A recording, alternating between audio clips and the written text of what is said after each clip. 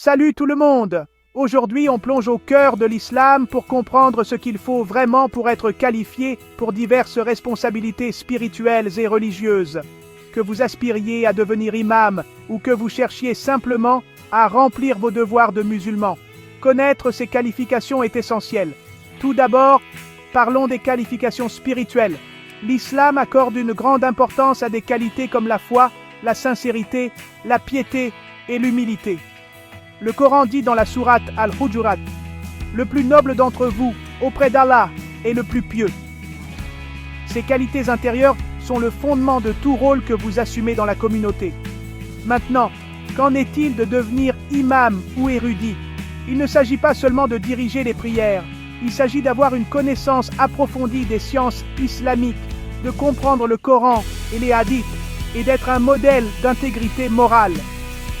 Le prophète Mahomet, que la paix soit sur lui, a dit « Les meilleurs d'entre vous sont ceux qui apprennent le Coran et l'enseignent. » Donc, un imam doit être un apprenant et un enseignant tout au long de sa vie.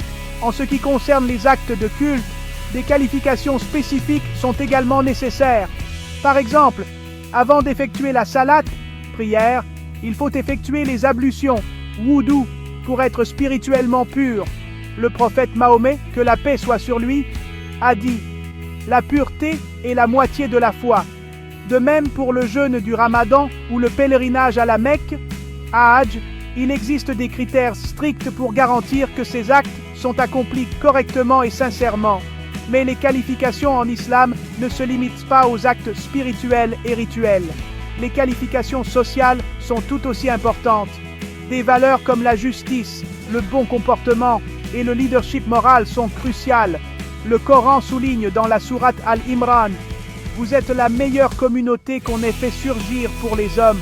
Vous ordonnez le convenable, interdisez le blâmable et croyez en Allah. » Être un leader dans la communauté signifie incarner ces valeurs dans la vie quotidienne.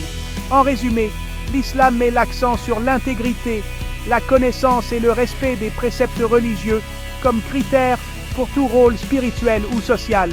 Quel que soit votre rôle, aspirez à purifier votre cœur et vos actions pour vous rapprocher d'Allah et contribuer au bien-être de la communauté. Merci de m'avoir rejoint aujourd'hui.